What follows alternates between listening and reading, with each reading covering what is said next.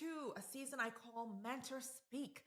I am so excited that you've come back to watch another episode of OnlyFems, and you are in for a treat because I am bringing the definite, the closer, the consummate businesswoman, my mentor, Lara O'Connor Hodgson. And Lara is president and CEO of Now Corp. She serves as an entrepreneur in residence at Harvard Business School. She's an internationally recognized speaker, leading seminars on innovation and access to capital. And I just want to say, I call Lara the serial entrepreneur because she has embarked upon so many successful ventures. Prior to Now Corp, which is a leading fintech company, she co-founded Nourish, a manufacturing company, Insomnia LLC, a firm that she partnered with Stacey Abrams with that specialized in investment, development, and management of complex and innovative world-changing projects. Her product experience also includes working on performance footwear and apparel manufacturing, built on the concept of mass customization at a company called Dunk, founded by Shaquille O'Neal. Lara received her MBA from the Harvard Business School, and y'all, she's an aerospace engineer. She has a BS in aerospace engineering with the highest honors from Georgia Tech. And Lara has received countless awards. E&Y recognized her as a finalist for the Southeast Entrepreneur of the Year. And most of all, she's my dear Lara. I absolutely love her and I adore her. Whenever I have doubts about anything, I reach out to Lara. So excited to have Lara Hodgson on the podcast. Welcome to OnlyFems, Lara. So welcome to OnlyFems, Lara. I'm so excited to have you on the podcast. Thank you so much. Yeah, I mean, I have always thought, just in having these conversations with you, what if other people could kind of be a fly on the wall? Because you're giving me so much incredible advice. And there are so many women in today's age who really, they're tired of playing small. Yeah. And they want to go out and they want to pursue their dreams. And so I'm just so excited to have you on the podcast to talk about how we build the dream, how we scale the dream, and really and truly how we go after what we want. And I love having these conversations start off really with your background, just to kind of see how your upbringing has affected and influenced your journey. So we kind of start there. So growing up as a child, what did success look like for you? How was the whole experience of growing up for you? Yeah, it's interesting. I grew up in an amazing family. My mom stayed at home with my sister and I. My dad worked for the federal government, so he had kind of a very stable, 9 to 5 type job. And that gave him the ability to also coach our softball team and, park cars at the school football games. So my parents were always very involved. We did not have a lot of means necessarily, but we had time together. And I think, my sister and I are 2 years apart. I was the older one, of course. She was the younger one. And my mom says that's where all the gray hair came from, was my sister, because I was the rule follower. But I think, on one hand, it gave me a very stable upbringing and I learned very early that relationships matter more than anything else in your life, that people always come first. But I wouldn't say I did not come from a family of entrepreneurs. My parents did not like risk at all. They only owned one house and one car the entire time that I lived with them. And that even meant if the cushioning of the ceiling of your car started to fall out, you just stapled it back up. Yeah. Because the thought of my father borrowing money to buy a car would never have happened. My parents did not like debt. They did not like risk. And so it's funny, when I was in 3rd grade, there was this kind of hair barrette that had become all the rage, and it had different colors of ribbon braided through it. And I really loved them, but they were expensive and we couldn't afford to buy them. But my mother said, I think we could make those. And so off we went to the local craft shop and we bought some ribbon. And then, you always have to make things better. So we added beads to the end of ours to give it a little bit of bling. And before you knew it, people in school liked mine better. And they're like, oh, where'd you get those? I said, well, we made them. And they're like, could you make me some? And so very quickly, I was making barrettes every day. My sister was helping. My mom was helping. My dad drew the line at making barrettes. He didn't do that. But we had friends helping. And so the woman at the craft store one day said, "What are you doing with all this ribbon? You're in here every week buying ribbon." And I said, "Oh, let me show you." So I showed her the barrettes and she said, "Oh my gosh, I could sell those for you." And so she started placing orders, and then we had friends making barrettes. Oh. And I still remember it was October in the fall of that year. She placed an order for 200 pair of red and black and 200 pair of yellow and black. And the reason was the Georgia Tech football game was coming up, and she thought that she could sell these barrettes with the school colors. And my mother looked at her and promptly said, "Our business is closed because Lara has homework to do." So I still tease my mother that she shut down my very first business because I had homework. But back then there was no word entrepreneur. And so I think I kind of had that in me a little bit, but it wasn't something anyone in my family did. Our definition of success was that you would go to college and get a degree and get a great job. And, my dad worked in the same place his entire life, and my mother stayed at home. And then when my sister and I were at school, she got a job that she held for many years. So it was definitely a family culture of stability and loyalty. Oh man, your mom, we could have had barrettes all through Target. We could have had barrettes in Walmart. Yeah, now I'm going to age myself, but Target didn't exist. Oh, so yeah. I love that you had that little entrepreneurship bug even as a child, and that your mom said, "Okay, let's go ahead and make some barrettes." So that is incredible. It's amazing because you're so humble, you're so warm, and you're so approachable that I don't think anybody coming to you would realize just how much you've done, not only as an entrepreneur, but you're an aerospace engineer. Like, you got aerospace engineering from Georgia Tech. And I'm just like, how does an aerospace engineer get into entrepreneurship? So, how did you go from one to the other? Yeah, it's interesting. When I was thinking about college, I really didn't know what I wanted to do. I mean, everyone said, "You're so good at math and science, you should be an engineer." And it sounded really good. I wasn't actually sure what that was. But I think sometimes when you're surrounded by people that love you and they know that you're good at something, they encourage you to do more of it. The challenge is, as you go through your life, realizing if what you're good at and what you love are the same thing. And for many of us, they're not. So I am very good at math and science. I can do, math in my sleep. And so when I went to Georgia Tech, I literally wanted to know what the hardest major was. And the hardest major was aerospace engineering. And if something's the hardest, I have to do it. It's like a character affliction. And so most of my classmates wanted to be, astronauts and fighter pilots. I wasn't really sort of necessarily passionate about being a rocket scientist. It was the hardest and I had to do it. And so as I went through that, what I started to realize is I loved the problem solving side of aerospace engineering. I love solving impossible problems, but I didn't want to design a wing for the rest of my life. And what I quickly realized, I had a professor that said, "You have an engineering mind and a liberal arts personality." Now, when you tell an 18-year-old that, I thought that required medication. It sounded schizophrenic. But what I came to appreciate is that my comment earlier about what you're good at and what you love aren't always the same thing. Many of us are good at things that don't really fire up our personality, right? So I'm good at spreadsheets and math and science, but that's not what I'm passionate about. So I have an engineering mind and a liberal arts personality. And it turns out that's actually a great thing.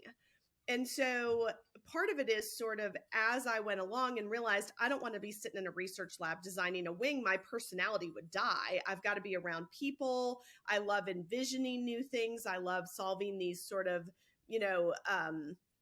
ambiguous problems that I needed to be in a different environment. But that didn't mean I was giving up on aerospace engineering. So even today, when I run a fintech company and people say, "Well, if you had it to do all over again, since you don't do aerospace engineering, would you study that again?"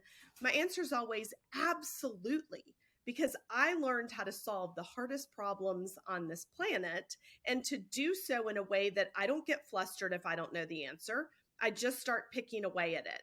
And I use that aerospace engineering every single day with my fintech company, because at the end of the day, we're trying to make cash flow, and it is the same principles as air flowing over a wing. Yeah. Reduce friction and drag. Yes, I love that. I love that so much. And this fintech company you talk about, it's huge. Now Corp, and you launched this company with your business partner, Stacey Abrams. The book is right behind you, Level Up. And I love that book. I've read it at Thank least you. 3 times. I give it to everyone because I think it's so much more than entrepreneurship. It's all about finding really, like you said, your passion, where your passion intersects with your gifts and your talents, and going for it. It's And so funny you say that because, we positioned it as a business book. It's, level up. But we have people, everyone from veterinarians to ministers, that'll say, this is a great beach read. And I'm like, wait, nobody says that about business books. yeah, And you're right. It really is more about leveling up your life, however you do that. your entire life, your entire life. And I love it that you start off the book with the chapter, Unlikely Business Partners. Mhm. You and Stacy could not be, any more different. But yet you came together, Yeah. so tell us about that. How did these two unlikely forces come together? Well, so Stacy and I met in 2004 in Leadership Atlanta. And like you said, our backgrounds couldn't be any more different. Our ideologies couldn't be any more different. But I think we came together through a program called Leadership Atlanta that forced us to work towards these larger problems. And I think that sometimes we lose the forest through the trees, because if you are truly focused on solving a problem that is bigger than you, that's not about you at all, then your differences are actually a superpower. That's a positive. Because when you have this big monolithic problem and you have people that come from different perspectives, you actually have the ability to see the problem from a 360-degree view. Of course, I'm an engineer. That's why I said it that way. Most humans, well, all humans, quite frankly, only have the ability to look at a 180-degree view, if that, because you can only see one side. Yeah. But if you bring people together that are different and you allow yourself to stay focused on the problem, on the goal, your differences are not a negative. They're not an obstacle to be overcome. They are a positive because it allows you a 360-degree view. Now, the minute you lose sight of the problem and the goal, your differences become a negative, because all of a sudden it's about the way I see it versus the way you see it. And the unfortunate reality is all innovation, all of the best answers are in the middle. It's a combination of what I see and what you see.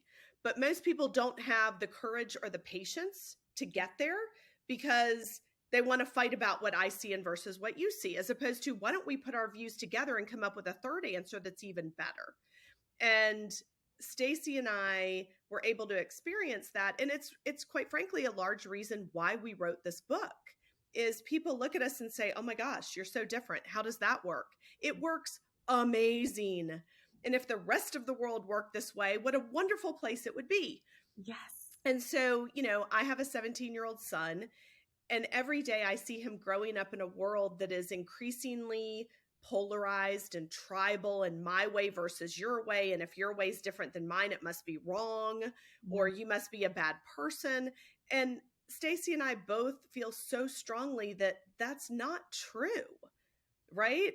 The fact that you're not with me doesn't mean you're against me. And if we would all have the courage to step back to the middle and listen more and appreciate those differences as a superpower instead of an obstacle to be overcome, not only would the world be a better place, but that's where all innovation comes from. If we retreat to tribalism and we only surround ourselves with people that agree with us, innovation will die because it comes from differences. Oh, I love that. I'm gonna have to tweet that out. Innovation will die without differences. We have to have differences. That it brings that diversity of thought that we need to look at things differently, as you say. And the reality is, all of us have different vantage points. We all Right. look at things through our own color lens. That's And right. if everyone's looking through the same color, then we're not getting anywhere. Well, and it's one of my favorite quotes. I think it's so profound, and I don't remember who said it, but I remember reading it somewhere, and it says, "We don't see the world as it is; we see the world as we are." Right. And I think that's what you just said. When we talk about what's real and what's fake, the reality is all of us have a lens. Mhm. We all look at the world through a lens, and no one's lens is better or worse or right or wrong. Our lens is shaped by the experiences we each have lived. And we can try to put ourselves in other people's shoes, but the reality is, my lens comes from my series of life experiences. They're different than yours. Yeah. That's what's so amazing is I can't live your experiences and you can't live mine, but if we'll lend each other our lens, then we can come up with this incredibly beautiful picture, right? We can bring all these experiences to the Yeah. table. Bring all these experiences. I mean, I think leadership is a lot like sports and entrepreneurship in that sense. I mean, you will never see a sports team where everyone comes from the same background, same experiences, have the same Right. skill sets. That would be a Yeah. horrible team. Let's have an entire team of goalies. Nobody's going to win, right? Yeah, I mean, so I love that the two of you came together and you talk about how different you were, but how that really made for a true business partnership. And you have so many incredible statements, y'all. You have to get this book, and it really is a beach read because like I said, I read it 3 times, and it's so easy to read. But there are so many great tweetables in this book. You could just tweet every day with the statements that you have in here, Lara. One of my favorites is grow up or give up. And I'm like, oh, I have to tell myself that sometimes when I'm feeling a bit emotional, like, oh, I can't do this today. Grow up or give up. And you write about how sometimes we have this perception of success, and that could be the thing that's holding us back. So can you just tell us a little bit more about that? Yeah, it's interesting. When Stacy and I started our first company, it was a consulting firm. And when you think about consulting firms or any type of kind of professional service firm, the nice thing about those is they're relatively easy to start because you are the asset, right? I mean, you are the person doing the service, whether it's a marketing firm or IT services or consulting or what have you. And so Stacy and I started a consulting firm called Insomnia, and we had really early success. We had success getting clients. Our clients stayed with us for a long time. And so before you knew it, we had really great cash flow. I mean, we had great income statements. We were generating a lot of revenue, but the challenge is we weren't building any balance sheet strength, right? We had cash coming in and we had expenses going out, but we weren't really like making anything. And when you're a consultant or a professional service provider, your unit of value is time, right? Because you bill for the hour of time that you spent. And unfortunately, we're all limited to 24 hours in a day, and less than that if you actually want to sleep. Yeah. And so that is a very hard business to scale. And so Stacy and I were talking about like, how do you grow this? I mean, one way is to hire a ton of people, but before long you find yourself not serving your clients anymore because now you're managing an army of people. And we both derive great joy from serving our clients. And so we started talking about like, how do you make money when you sleep? And the biggest challenge we had is we had a successful business. It's hard to give that up and start thinking about other things to do because the success becomes the anchor that kind of holds you in your place. It's like if it's not broken, why fix it? Or I'm doing so well here, why would I give that up to go do something else? And that is a little bit grow up or give up, right? Like it's like, are we going to grow? Because if we're going to grow, we have to give some things up. If not, then let's just decide that small business is a permanent status and we'll just stay here and have a great lifestyle business. But it's no different than, your children. As they grow, they have to shed things that they used to be comfortable with, they used to do. And I just think as a culture, we need to become comfortable being uncomfortable. Oh, We live in a world that prioritizes comfort over everything. yeah. My child has to be happy all the time. They have to be having fun all the time. We can't have conflict. We can't have discomfort.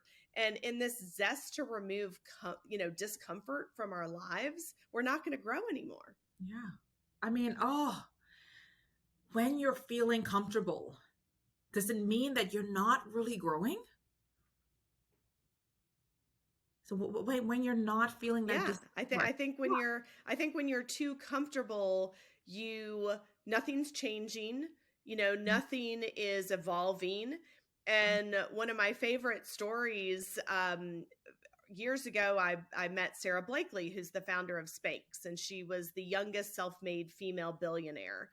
And she and I were having lunch with her dad, and her dad said that every Friday at the dinner table, when Sarah and her brother were young, he would ask them, "What did you fail at this week?"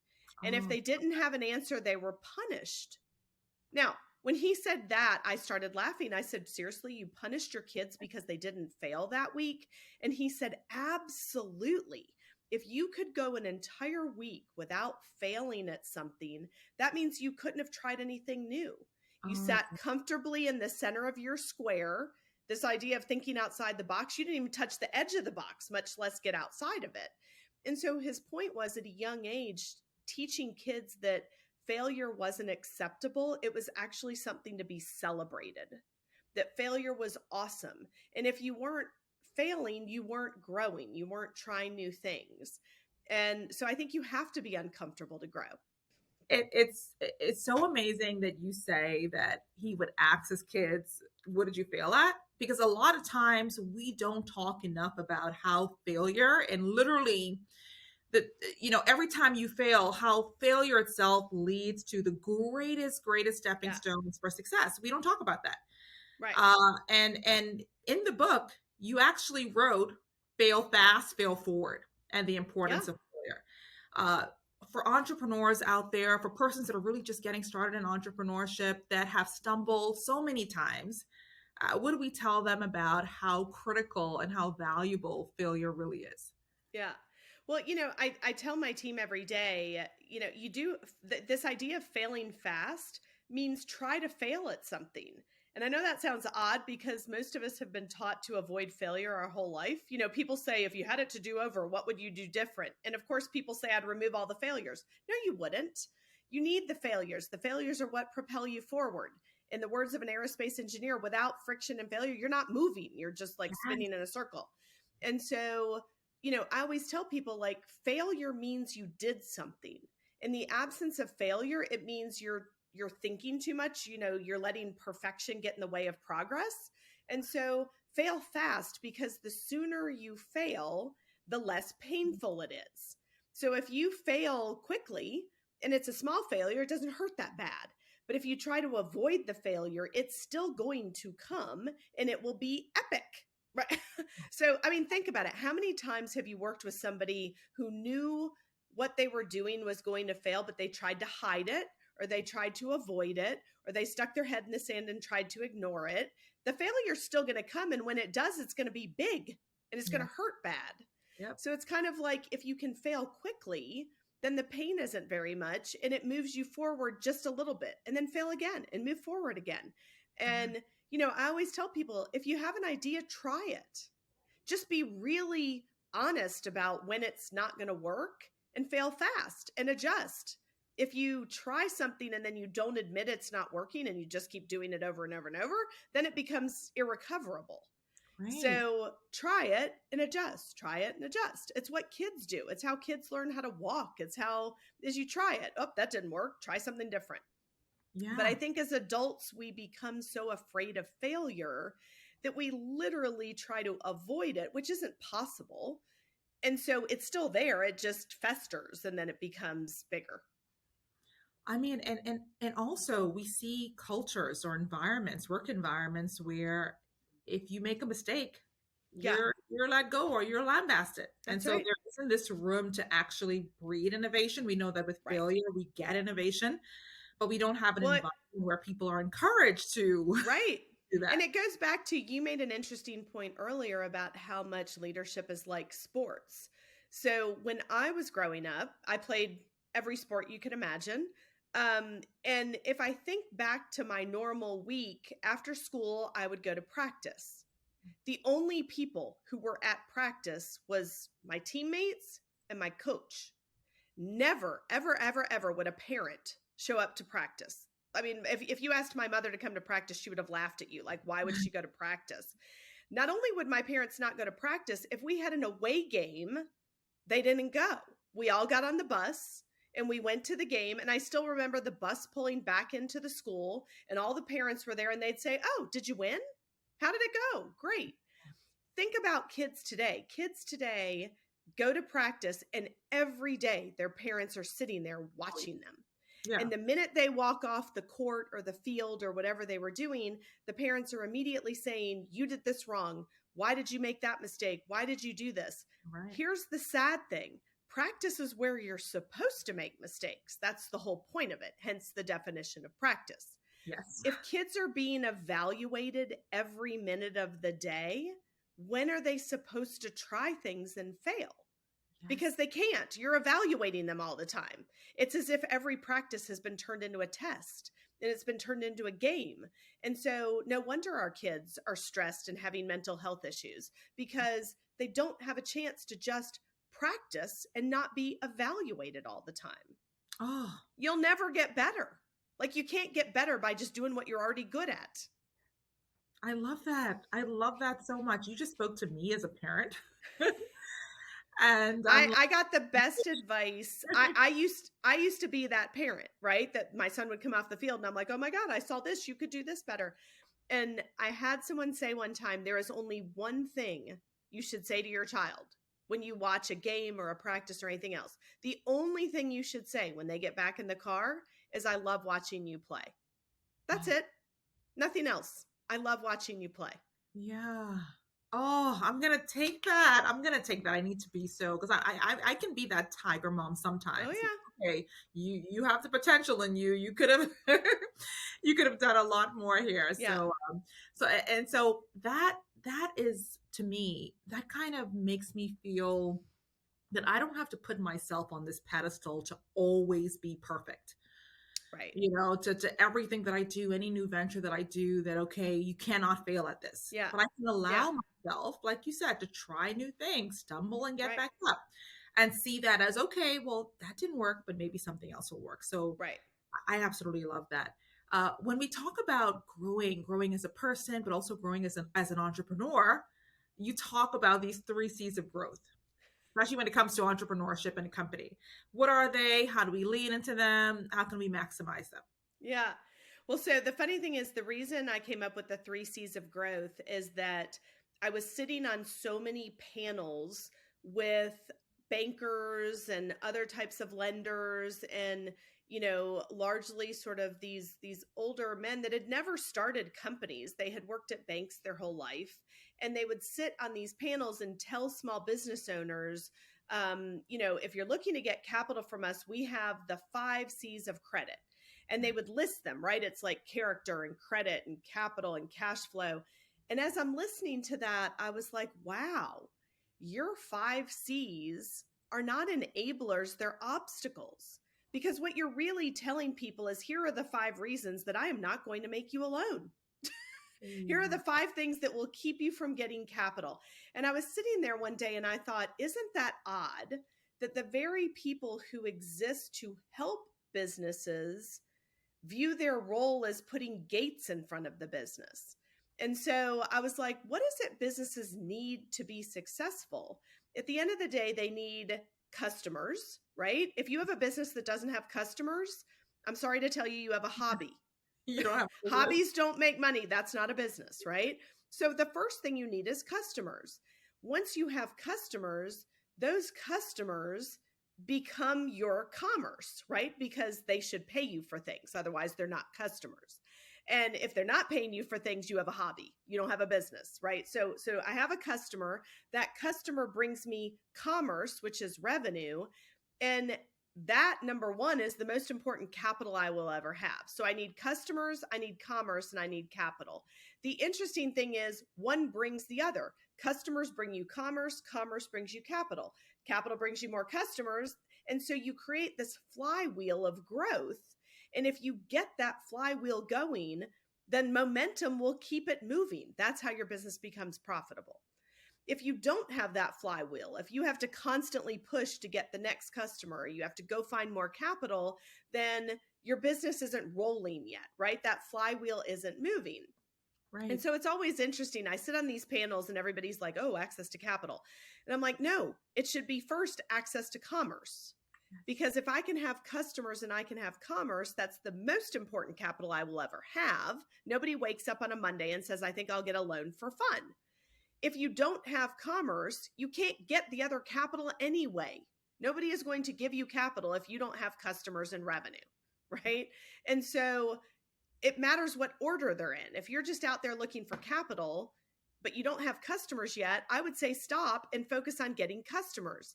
Once you have customers and you have revenue coming in, then you can start to think about what other types of capital can help accelerate my business. So my 3 C's of growth are customers, commerce, and capital. And it's so like intriguing to me when you see these companies in Silicon Valley that have these $billion valuations, but I'm like, hold on, they haven't even sold anything yet. They haven't made any money yet. You've just hit my biggest pet peeve. We have created this culture, and it's really quite destructive. We've created this culture where a business is valued by the amount of money it raises, right? So you will see things every day saying this business raised $50 million, you know, and if you haven't raised this large amount of venture capital, you're treated as a second-class entrepreneur. You must not be good enough, right? And I hear people all the time say, well, I've raised this much venture. And finally, one day I said, okay, time out. Raising money doesn't mean you've created value. It just means you bullshitted somebody really well to give you money. It's what you do with the money that creates or destroys value. So if someone gives you $1 and you only turn that into $1.01, or heaven forbid you turn it into 90 cents, you have not created value. I don't care how many dollars you raised. You're not a very good entrepreneur. Now, if you raise a small amount of dollars and turn it into a large amount of dollars, that's the definition of success. But we've fooled ourselves into this measurement of how much money did you raise as a measure of value. It is not a measure of value. It's what you do with the dollars that determine whether you have created value or destroyed it. Right. Oh, I love that. You are teaching, Lara. You are teaching. This is an entrepreneurship class. Well, I think the funny thing is entrepreneurship is really quite simple. It's that we've overcomplicated it. And the people that overcomplicate it are the people who benefit from it being complicated, because it keeps other people from doing it and it hides the failures they've had, right? So it's sort of like misery loves company. If you make mistakes, you'd love for a lot more people to make them because then you feel good. but like, it's people that have made mistakes want company. I mean, I learned so much about entrepreneurship from Level Up and you and Stacey's journey with Nourish. Because Nourish, you guys were, from all intents and purposes, I mean, you had got this contract with Whole Foods. You were going to be, you know, in this other store. You were doing so well with this manufacturing business. And yet it didn't work. And you said you were growing too much and you grew out of business. And I was like, can you really grow out of business? Yes, yes. More businesses grow out of business than go out of business. And again, I think it's that we get so focused on the complicated things, we forget the simple things. So Stacey and I had designed and patented this spill-proof bottled water called Nourish. We started with customers. So we went out and we found great customers, mostly small businesses. And then about a year in, we got our first big order from Whole Foods. So now we were shipping truckloads, not cases. To your point, by all measures, we should have been a runaway success. We had great customers. We had great product. The product was designed well. The unit economics made sense, what we were going to sell it for versus what it cost to make it. We just needed to scale. What we didn't anticipate is that when we sold to small customers, they usually paid us with credit cards. And we didn't appreciate the beauty of that, because when you get paid with a credit card, you get paid immediately. You pay a fee for that, but you get paid immediately. But when we started selling to Whole Foods and it was truckloads with lots of zeros on the end, they didn't give us a credit card. They wanted an invoice that said net 30. Now, think about what that means. That means I'm going to ship a truckload of product. In order for me to ship a truckload of product, I had to buy the raw materials, I had to pay my vendors, and I have to pay my employees. By the time I ship that product, I'm out of pocket a good bit of dollars. And now you're not going to pay me for 30 days. Ew, like that's 2 payrolls, right? Yeah. And so, but like all good entrepreneurs, you take the order and figure it out later because we're a scrappy bunch. And so we took the order, we went to our suppliers and said, look, Whole Foods isn't going to pay us for 30 days. So would it be okay with you if we paid you in 60? They should have said no because we had no balance sheet. We were 2 ladies with an idea and some bottles. They said yes because they loved our product. And so we thought we'd solved it, right? If I give Whole Foods net 30, and actually it's their distributor, UNFI, if I give them net 30, which means I'm going to be paid in 30 days, but my supplier lets me pay them in 60 days, everything's good because I'll get paid by Whole Foods and then I can take that money and pay my vendors. The problem is net 30 doesn't mean you're going to get paid in 30 days. It's just a suggestion. And I didn't know that. Nowhere in business school. In business school, we spent a lot of time talking about venture capital, but we didn't spend any time talking about the basics of commerce. I give you product, you're supposed to give me money. Not I give you product and you think about giving me money at some point in the future when you feel like it, which is how most commerce works. And so that's why you grow to death is our product was flying off the shelves. Whole Foods said, we're going to put you in more distribution centers. We're going to place more orders, but I couldn't pay my suppliers because I hadn't been paid yet. Yeah. Nobody had been paid. And everybody said to me, well, you just have a working capital issue.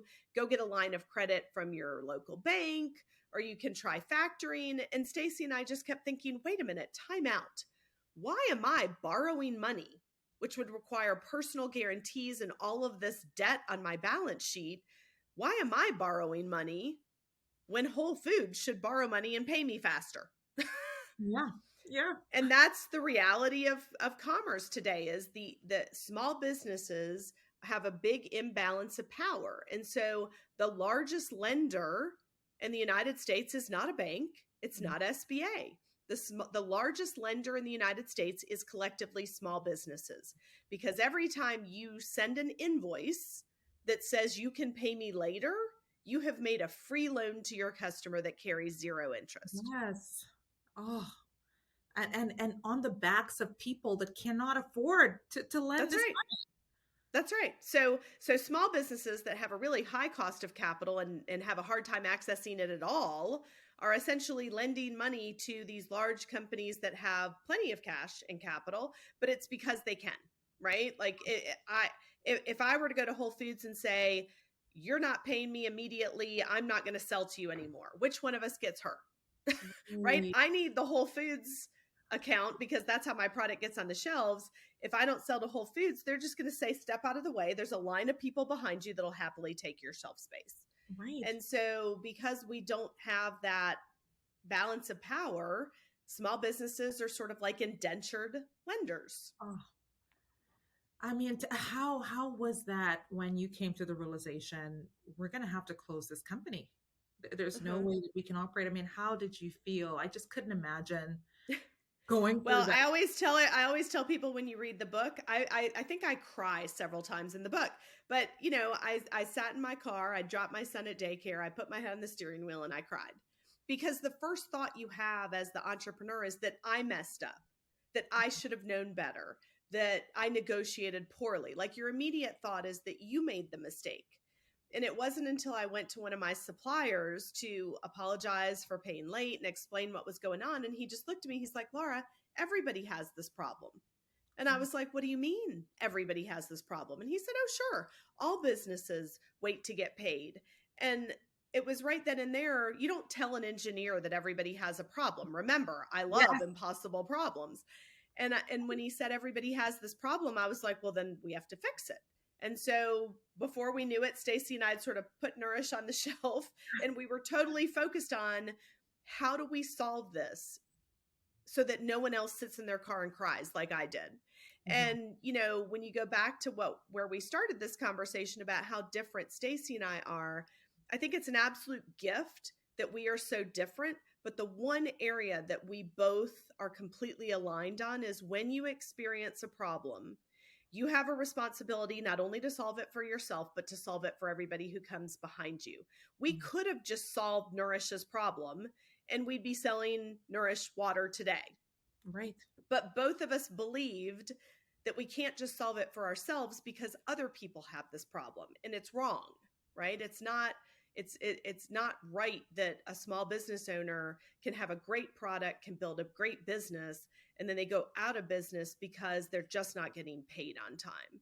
And so we shifted our whole focus to solving that problem for every other small business owner. Growing out of business into another business, so Yeah. you and seeing that, small businesses everywhere, have become, like you said, lenders to these large retailers, and really are suffering, and a lot of them are dying because of it. You're like, okay, how can we do this? So with that came Norish's death, but with also came now. We failed fast and we failed forward. Oh, tell me about now and now's mission. Yeah. So, as Stacy and I were experiencing this problem and we were trying to find our own solutions, we did what everybody said. We went to the bank and we talked about getting a line of credit, but the bank requires personal guarantees. And I'm like, wait, I have a new baby in the house. Stacy cares for her aging parents. Do we really want to sign personal guarantees on this new business that we're starting? Is that even really fair to ask us to do, quite frankly? We looked at factoring and some of these other things, and it was just so restrictive and, quite frankly, predatory in many ways. And we were sitting at lunch one day and we were like, this is just so unfair. Why can businesses not just get paid faster? And as we were sitting at lunch, we were like, wait a minute, this restaurant never waits to get paid. That's so unfair. And what we realized is that years ago, when I was a little girl, restaurants did wait to get paid because every month my dad would get paid and my mother would go pay the house account at Thrift Town and at Rich's and at the local restaurant. So restaurants had these little tabs, right? The show Cheers wouldn't have existed if Norm didn't have a tab. And so you didn't pay immediately. You would pay at the end of each month. And because of that, there were no large national retailers. There was no Target back then because most stores were little mom and pop stores who were both a retailer and a bank. Yeah. But when the credit card system came out, retailers stopped waiting to get paid. So today, if I were to walk into any retail environment, whether it's a restaurant or Starbucks or a retailer to buy a shirt, I'm going to hand them a Visa or a MasterCard or Amex. They're going to get paid immediately, even though I'm not going to pay my Visa bill for 30 days or whenever it is I pay my bill. And if you think about it, if I don't pay my Visa bill, that's not Starbucks' problem. I mean, they got paid immediately. Paid. So they've been paid, and how and when I pay doesn't affect them. But that same thing never happened for businesses that sell to other businesses and governments. And so Stacy and I were like, oh, well, why doesn't Whole Foods just pay us with a credit card? And so we called them and we asked, we said, why don't you just pay us with a credit card? And they said, well, no, because if we pay you with a card, we now owe the bank. And if we don't pay the statement on its due date, we get assessed interest and penalties. But if we don't pay your net 30 invoice on the 30th day, nothing happens. And I thought, oh, not only are we a free bank, we're not even a good one. Yes.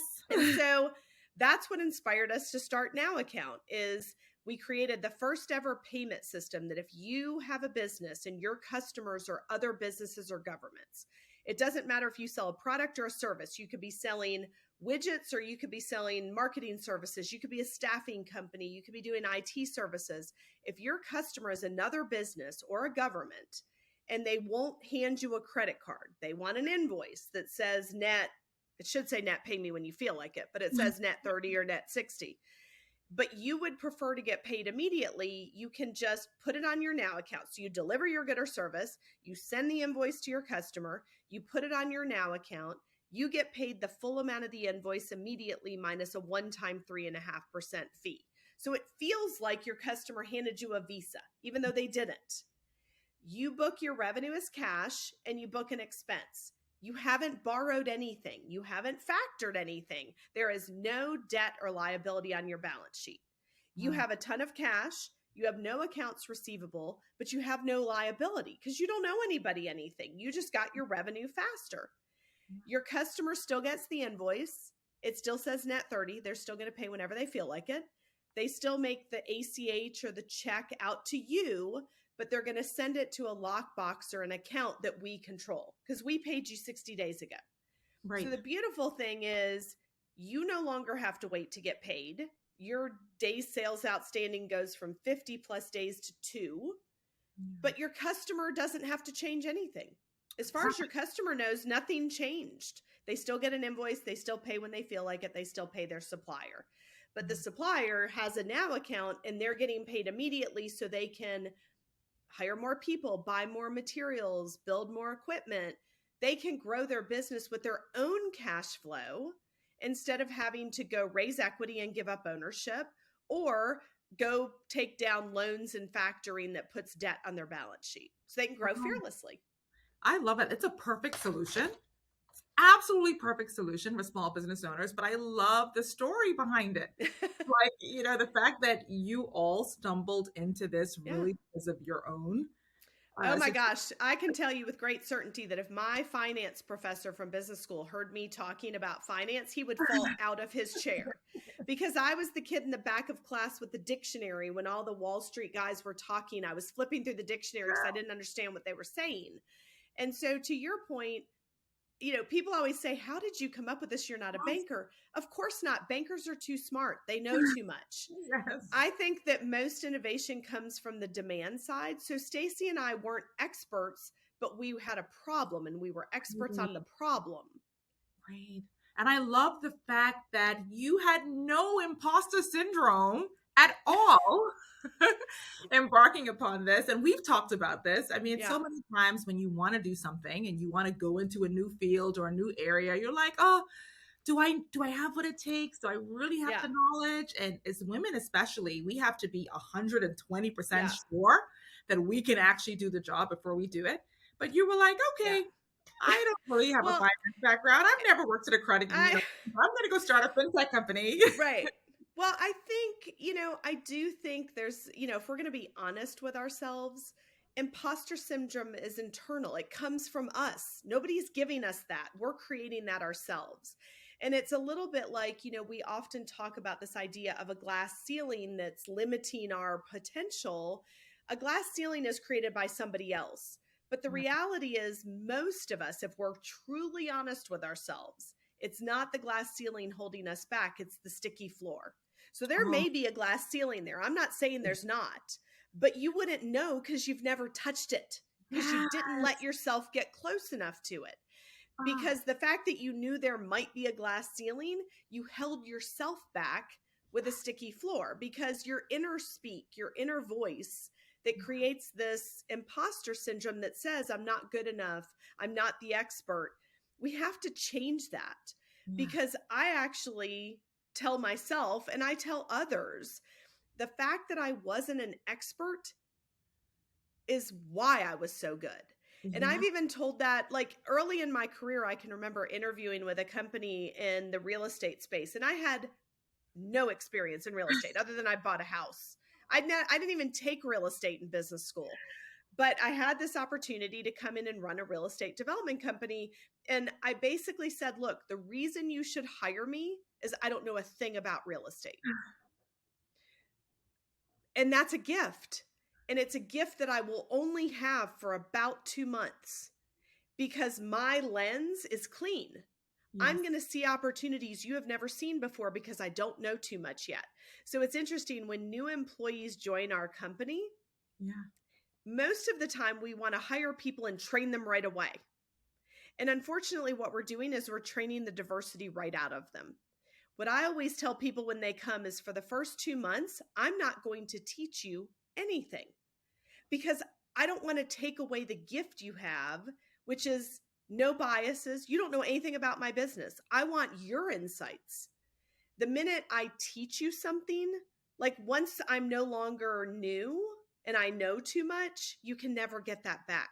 It's hard. You can never get that clean lens back. It's a gift. Yeah, it's then hard to really think and to really ask those questions that can lead to innovation. Yeah. And Lara, we're so impatient. We want to tell everybody what we know, and then we just trained all the open-mindedness out of them.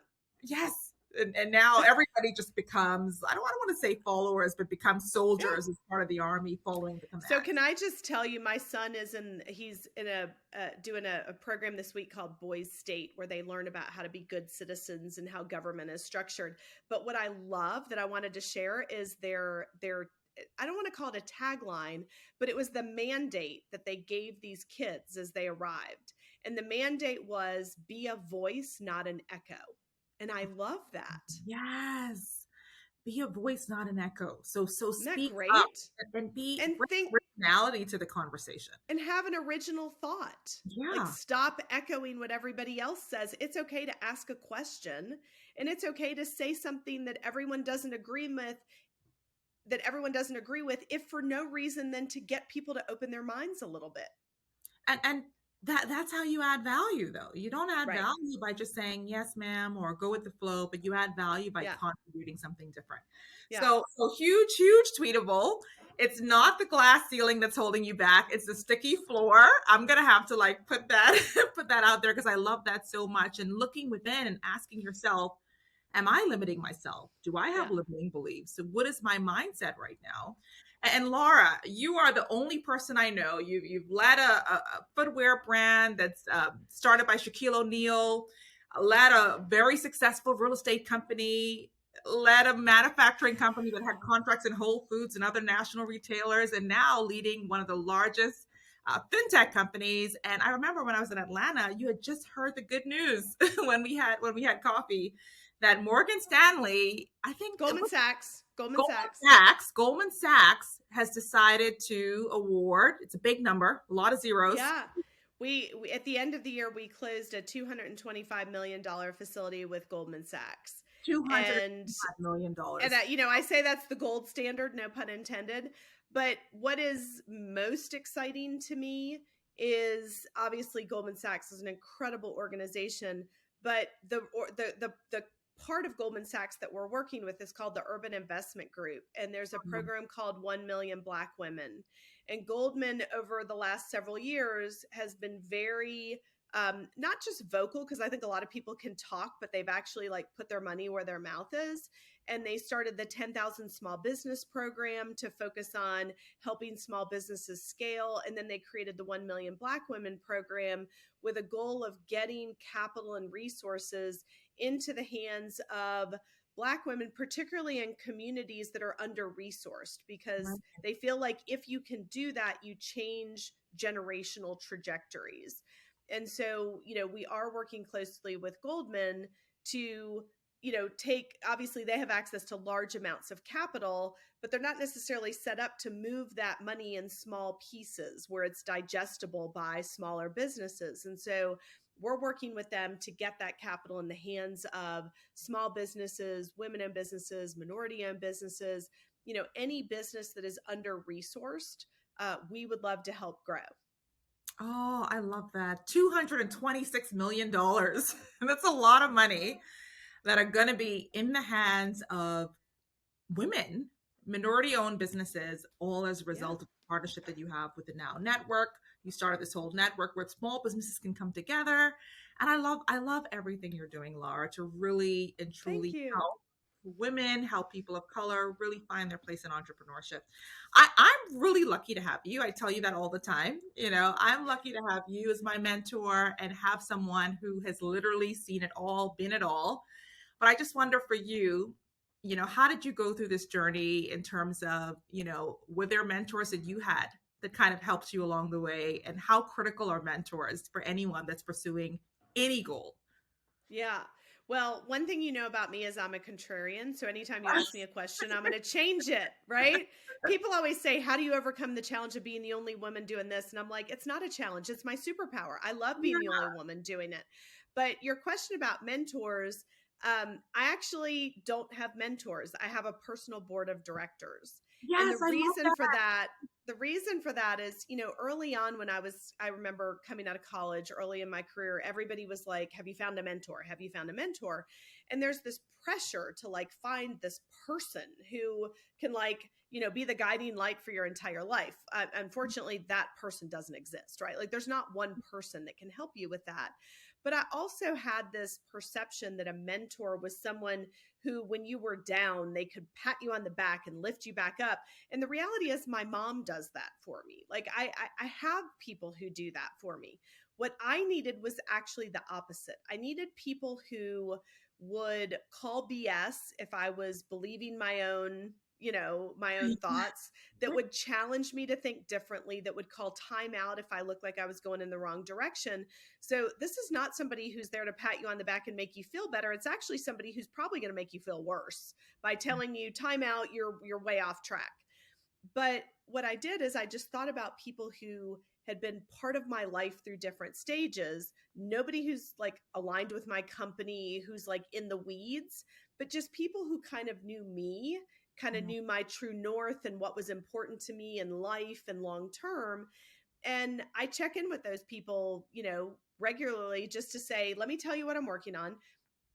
Am I off track?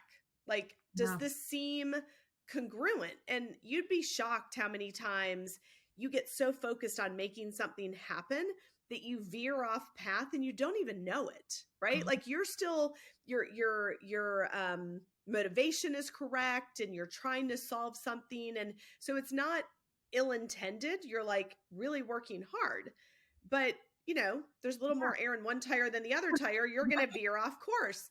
And it just takes somebody to like hold the mirror up in front of you and say, you're off track. Like 5 years ago, you told me you wanted to do this. Why in the world are you doing this? Like, this isn't what you said. And then it's like, oh, wow. Yeah, I need to recalibrate. So I would say, think about a personal board of directors, people who come from different attributes of your life, who kind of know your long-term goals, who can just be that mirror that says, time out, getting off track there, get back on track. Right. I love that personal board of directors. So you have a group of people who are helping you with different aspects and people you can just call on if you have questions or anything. I know with you and I, what I've been working on is I feel like I have so much to offer the world. It's like I feel like I have this huge pot of water, but I'm using such a very small part of the water. So I'm like, there's so much more of me here. Like I read a book every week. I've read hundreds of books over the past few years, doing a lot. But how can I lean more into my skill sets, whether it be get on boards of for-profit companies, start up side ventures, grow more in my role. So you've been a huge asset in helping me. I'm so grateful. I think a lot of people struggle with that because, again, we have this urban myth that says, can we have work-life balance? And people asked me that so many years that I was like, okay, there's got to be an answer to this. Can we have work-life balance? Can we just solve this question once and for all? And what I realized is you can have work-life balance, but you don't want it. It sucks. Because work-life balance is like a seesaw on a playground. And if it's balanced, number one, nobody's having any fun because you're just dangling. But number two, everything's average. And I have no desire to be an average mom, an average wife, or an average CEO. And so I think the minute I gave up balance as my goal, what I realized is that it's not about balancing things. Like we all think we're good at multitasking, but the reality is we're not. The human brain does not multitask well. You might think you're getting more done, but you're actually doing all of it a little less well. If instead you focus on optimization, so like when I am doing a task, I am 100%. I'm not checking my texts. I'm not trying to email somebody. I am all in. If that's building Legos with my son, I'm building Legos with my son. Now, after about 10 minutes, he's done with me. And so then I go off and I do my other stuff. But if you stop trying to multitask and instead you optimize your time, it is amazing how much more you can do.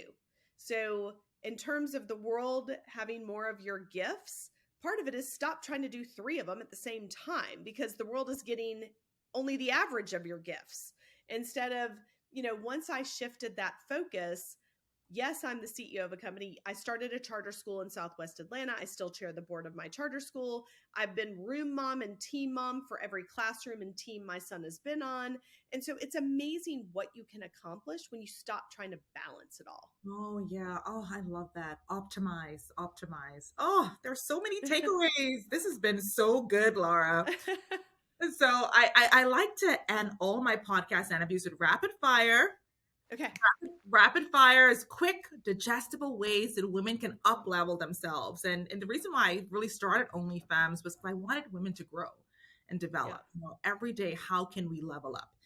So I'm going to say a word, and I want you to Okay. say how a woman can either improve herself in that area or maximize space in that area, enabling her to level up.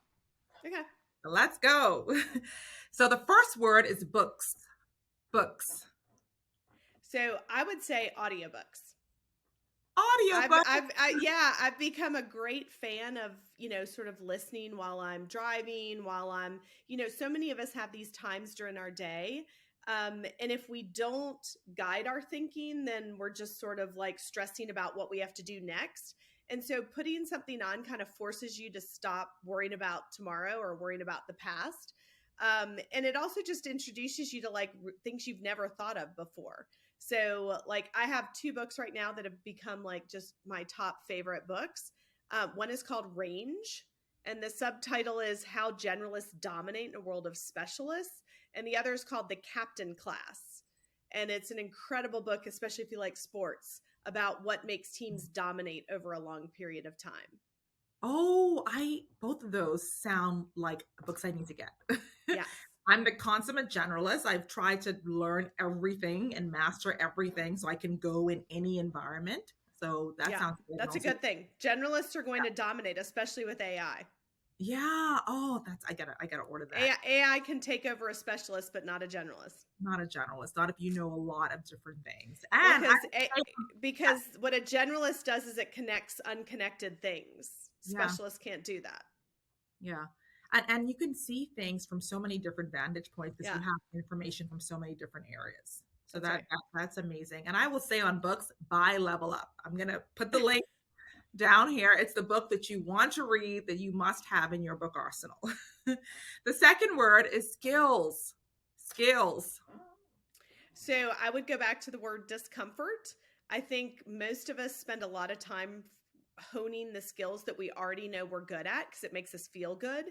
But I've always said, like, take a risk every week, try something new, learn something you wouldn't do, like, try to develop a skill that you don't even know why you would have it, right? Like, if you don't know how to code, learn to code. If you don't know how to garden, learn to garden. Like, skills just activate different muscles in your mind and your body, and it helps you think differently. Oh, I love that. It's so funny. I just went to see a performance last week. My 81-year-old grandmother played the saxophone. She just learned how to Oh, play the I saxophone a love year ago. that. I love that. I mean, during the pandemic, we all developed these funny skills. I love art. My husband knows I buy more art than I have walls. I love art, but I'm not artistic. My mother is, my relatives are, and so I bought adult paint by numbers. They're these big Oh, canvases, and like the design is already sketched, and it tells you. Remember paint by number when you were a yes, kid? It's so yes. good for an engineer, right? Like I'm good with numbers. And so I started painting these paint by numbers, and they're actually quite good. And so now, but what I didn't realize I was doing is while I was painting by number, I was learning how to paint. Like I was learning to free myself from being such a perfectionist that I could just play with color. And so it's a skill I never, I mean, it's a skill you'd say, why do you even need that? I don't, but it changes the way I think. Okay, so we were just talking about skills, and I think for me, another thing too, and just about you doing the whole paint and numbers, and you acquiring new skills, but also us continuing to grow and develop. And I think if you're doing the same thing and you're comfortable doing what you're doing, but like you said, you're not growing, then something is wrong. You should Yeah. always be trying to acquire new skills. So the next word is time. Time. Well, when the name of your company's now, you don't do later very well. Yeah. But time is the one resource that it's actually the resource we lack the most, right? We all focus on capital and some of these other things, but at the end of the day, the one resource we lack more than anything is time. And I read this really interesting article that I think kind of shocked me into the way that I think. And what it said is that we all have a tendency to use the following sentence: I don't have enough time, right? Oh, How many times do we all say that in a day? I don't have enough time. And we say that because we're rushing from one thing to another, or we're missing something, or we're like, oh, I don't have enough time. Think about that sentence. I don't have enough time means I'm the victim and the world has conspired to steal my time, right? Like I don't have enough. The article suggested that you should reframe that sentence and say, I choose not to have time for fill in the blank. So right. if you don't have time to like do what you need to do at work and get to your child's band concert, if you say to yourself, I choose not to have time to go to my child's band concert, if that does not sit well with you, you Mhm. have prioritized poorly Yeah. because the world did not take away your time. You gave it away. You allowed yourself to spend time on something that wasn't important. If, however, you say, I choose not to have time for something and you're okay with that, then you've prioritized correctly. Yeah. And so I think that is so powerful because it means we're not the victim. The world did not take our time away. We choose how to spend our time. And when we choose to spend it on things that seem urgent, but they're not really important, we gave away our time. That's why you don't have it. And Right. so every day I sort of look at my calendar. Am I spending my time on things I choose to give my time to? Because if I'm not, I'm giving away the most important resource I have. I love that. I love that. And it puts the onus on us. We have Right? accountability. And That's right. we're the one that's making the choice as opposed to it feeling like it's out of our hands or out That's of our. right. So I absolutely love that. So the next word is energy. And I've always loved your energy. I mean, I think energy, what you put out is what you get back in. And, the other day we were just celebrating one of our employees that's been with us for 10 years. And she was sharing how over the 10 years, I mean, she's an incredibly talented woman. People have come to her to suggest she should go somewhere else. So here's this other great job. You could grow here. And she's like, the reason I never thought about leaving now is that it really is a family. And I think that's because the energy that you put out is the energy people reciprocate.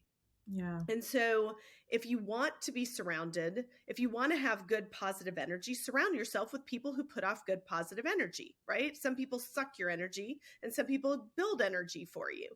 And, I tell my son every morning, whether it's going to be a good day or a bad day is completely up to you. Mm. It's totally up to you. You choose whether to have a good day or a bad day. Now, you can't choose whether good things or bad things are going to happen to you, but you Yeah. absolutely can choose whether it's going to be a good day or a bad day. You can have a bad thing happen and still have a good day Mhm. because it's how you choose to deal with it. And so, I know it sounds corny, but like there are times I get in the car and I look in the mirror and I say, we are going to make this a great day, right? And it's usually those days that I'm uber stressed.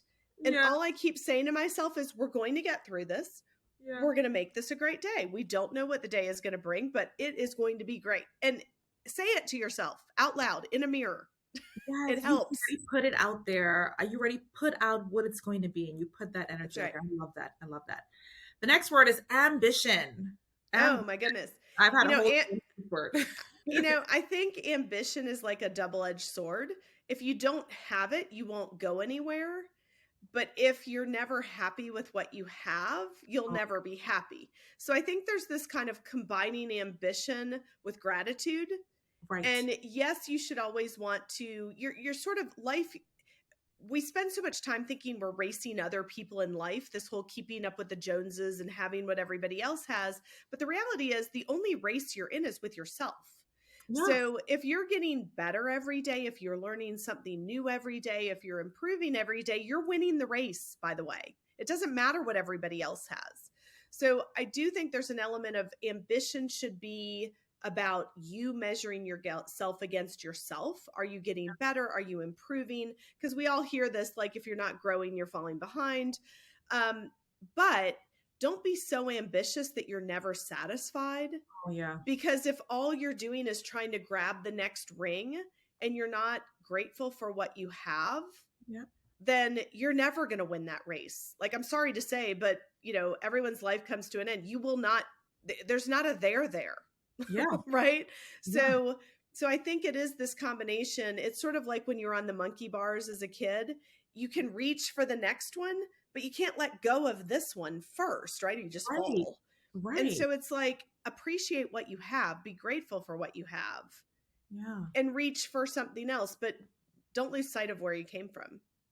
And I feel like this year has been my year of gratitude because Yay. I've always been so ambitious. I was the person who in university, I was like planning out, okay, this is where I'm going to be 10 years from now. And like my career, I had a plan.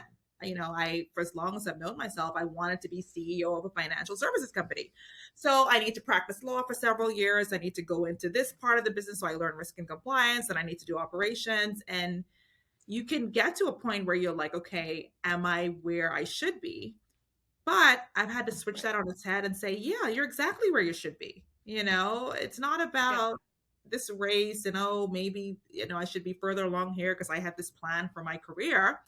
It's Right. about every place where you are or essentially where you're going, you're there for a reason. And you have to find gratitude in that moment Yeah. and really enjoy it. So, Well, and I can remember when I was in college, the CEO of Delta was sharing with everyone that, when he came out of college and started working at Delta, all of his friends planned to be CEO and they had these master plans. And he was like, I was kind of maybe I was the goof off. I didn't have this plan. He said, but because of that, I wasn't always looking so far ahead that I tripped on today.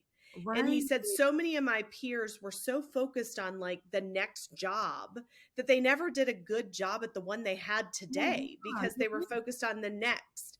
And yeah. he said, I was just so happy to be there that I did a great job. And every time they'd offer me a promotion, I was like, oh, but I really like what I'm doing here. And, he's the one that became CEO. So, when I think about my own life, some of the most amazing experiences I've had in my life weren't in my plan. Oh, When I was in college and I planned to be like the first female aerospace engineer and I was going to go to grad school. And then my advisor came to me one day and said, there's this really cool program in Japan. You should apply. And I looked at her like, that is so not on the Lara plan. And she said, when will you ever get the chance to do something you would never do? Like, go do it. Like, yeah. don't need to have a reason. And I think it's sometimes when you take these opportunities that come out of left field that seem illogical, that are not rational, but you have no expectations and they become the most incredible experiences you ever have.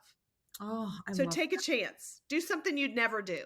Laura, this is a whole like masterclass that will change the lives of people. You've said so much on here. This is better than a lot of coaching sessions, just so you know, that people pay for. This is incredible. And the last word in rapid fire is money. Oh, yes. Money is one of those things I think people are embarrassed to talk about because it's like, oh, I don't want to tell people that I want to have it.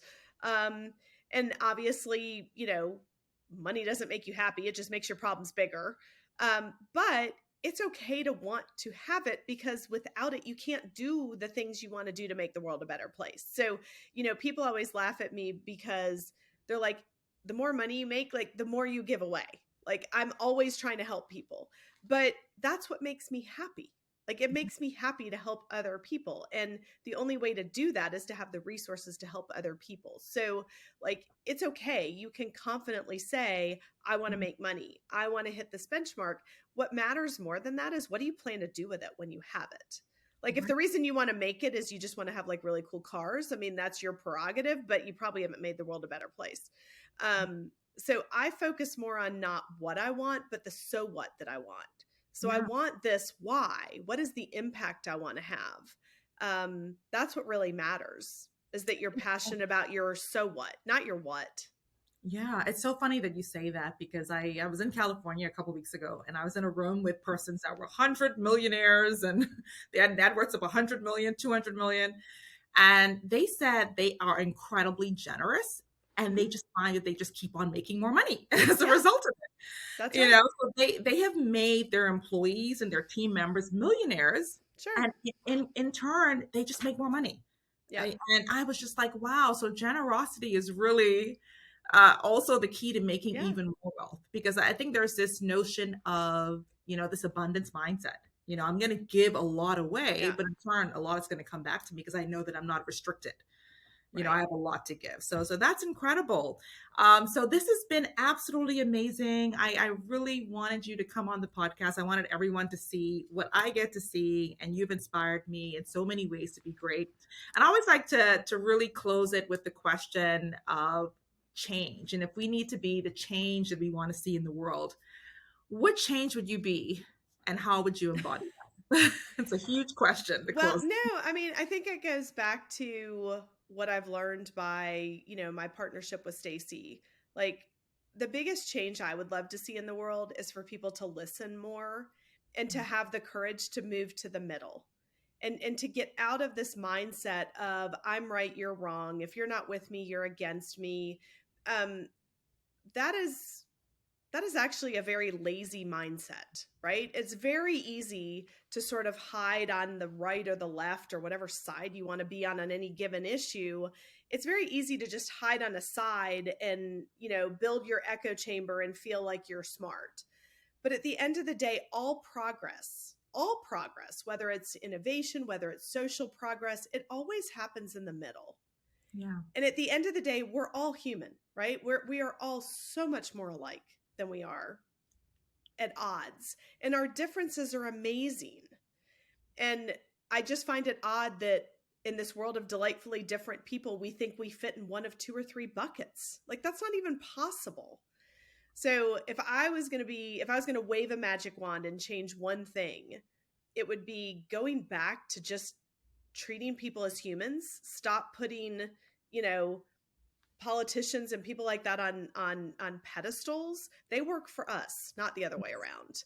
Yeah. And spend more time with your neighbors, right? I mean, sometimes it's so easy. You get caught up in the media and everything seems so negative and hopeless. Go outside and help a neighbor and remind yourself that pretty much everybody is a really good person. Yeah.